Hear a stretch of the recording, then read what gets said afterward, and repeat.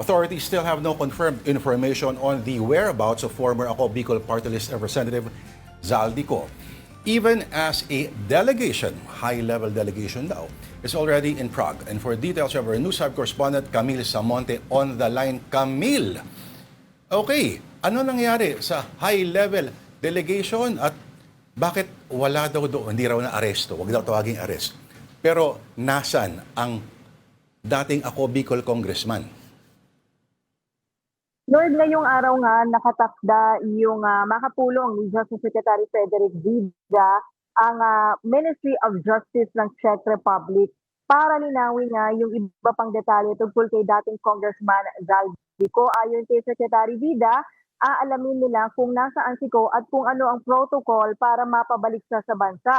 Aalamin din daw ng DOJ kung may impormasyon ang Czech authorities kung nakapag-apply na rin ba ng political asylum si Ko. Nakapulong naman kahapon ni Vida ang Czech Law Enforcement Agency na nag-report ng pagkakahuli kay Ko. Ito raw yung nagbigay ng impormasyon sa kanila na nasa kustodiya ng Czech Republic ang dating kongresista. Pero pagkatapos pa ng pagpapulong ni Vida sa Ministry of Justice, mamaya nila makukumpirma kung sa mga oras na ito ay nasa Czech Republic pa nga ba si Ko. Dumating na rin sa Czech ang Philippine Center on Transnational Crime o PCTC na tututok sa pag-apply ng Interpol Red Notice laban kay Ko. Nitong Biyernes, sinabi ni Vida na hindi nga nila tiyak kung nasa Czech Republic pa nga ang dating kongresista. Hindi rin daw nila makumpirma kung meron nga bang golden visa o Portuguese passport itong si Ko. Aminado si Vida na may posibilidad na hindi agad masama si Ko sa pag-uwi niya sa Pilipinas. Pero tiyak daw na pagkatapos ng kanyang meeting sa Czech authorities, may mahalagang impormasyon daw siya may uuwi kaugnay sa dating kongresista. Lord Denis? Camille, nalino na ba kung okay, hindi raw accurate na tawaging arrest, restricted liberty, no? Pag ganun ba ay hindi nila pwedeng patagalin yung restriction sa kanyang movement?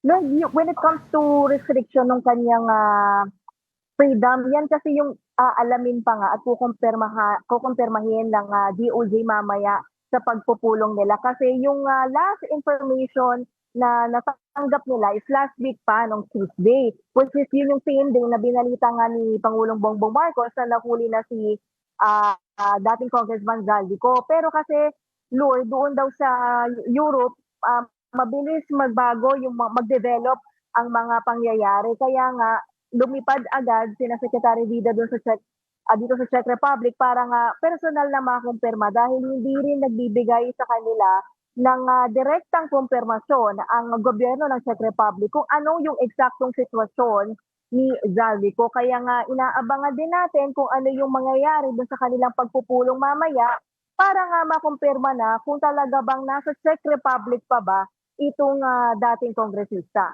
Kasi ultimo yung kapartido niya na hindi rin daw alam.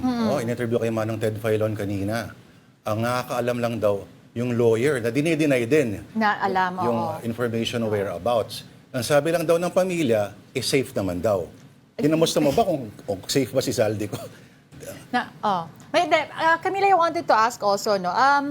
So hindi pa nga ma-confirm kung nasan talaga yung whereabouts nito ni Zaldico, but in case ma-confirm that he is already outside of the Czech Republic, ano yung next legal steps na pwedeng gawin o nakabase ba yan sa kung nasan siya? Sorry, idagdag ko na rin. Ano na nga ulit yung stage ng red notice request from Interpol?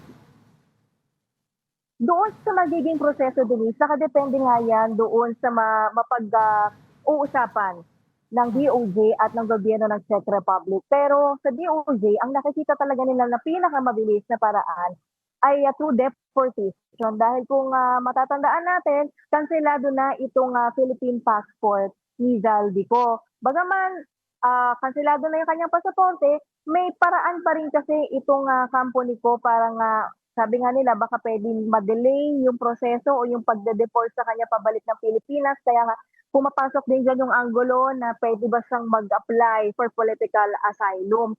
Pero yung pinaka mode talaga ay wala pang masabi na direkta ang Department of Justice dahil pag-aaralan nila at alisunod din na kailangan din nilang respetuhin yung batas nga ng Czech Republic. When it comes naman doon sa red notice mula sa Interpol, ay last year pa in-applyan ng ating gobyerno pero hanggang ngayon ay hindi pa rin yan na-aproba. Kaya nga itong PCPC, kasama rin yan sa lumipad papuntang Czech Republic, sila daw yung may dala ng dokumento para nga mapabilis yung proseso ng pag-aaproba nitong Interpol Red Notice. Hindi nagbigay ng detalye si Secretary Vida kung ano yung mga dahilan kung bakit hindi pa nailalabas itong Red Notice, pero handa naman daw ang PCPC na magpresenta nga ng mga kailangang dokumento para nga kung hindi mag-push through yung ibang mode na nakikita nila ay through Interpol ay malaki daw yung chance na mapabalik itong ang dating kongresista. Camille, paulit lang sinabi mo, may isa pang grupo na susunod sa Czech Republic. Tama ba? Yes, Lord.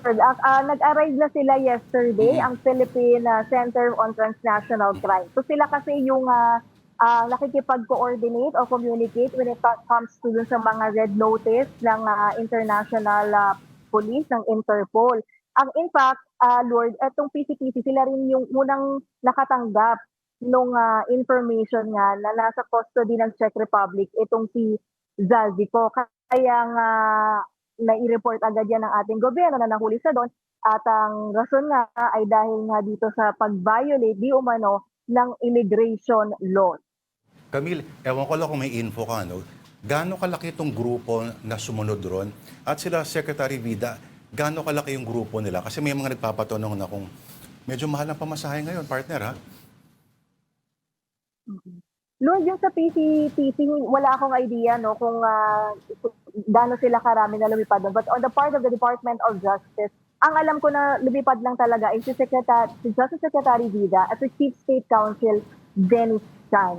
I don't think na may iba pa silang kasamang mga government officials kasi nandoon din naman yung ating embahada doon sa Czech Republic na tumutulong sa kanila para nga ma-schedule itong mga pagpupulong na kailangan. But yung sa PCTC, mahalaga kasi yun, Lord, dahil nga sila yung nakakaalam kung paano makikipag-coordinate sa Interpol kapag nanghihingi ng red notice. If you remember, nagkaroon na ng request before at napagbigyan yung mga red notice noon kay Atong Ang, pati yung paghanap o paghuli rin kay Alice Go nung time na yun. So, PCTC, dinadaan yun ng Department of Justice. But I'm not aware kung ano yung mga specific documents na hawak nila, but ang sinasabi ni Secretary Vida, kasama dun sa dokumento na dala nila ay yung warrant of arrest na inilabas mismo ng Sandigan Bayan at yung kanselasyon ng pasaporte ni Zaldico. Interesting yun. Kailangan talaga hard copy. Parang gano'n, ano?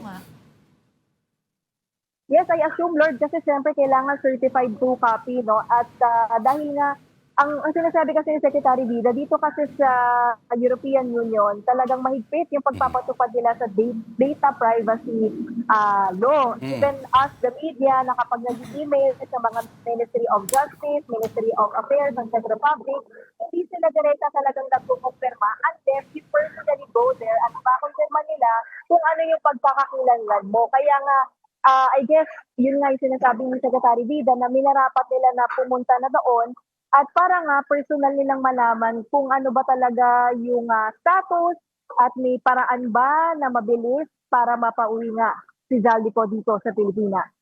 Yung mga CCTV, fix or it didn't happen.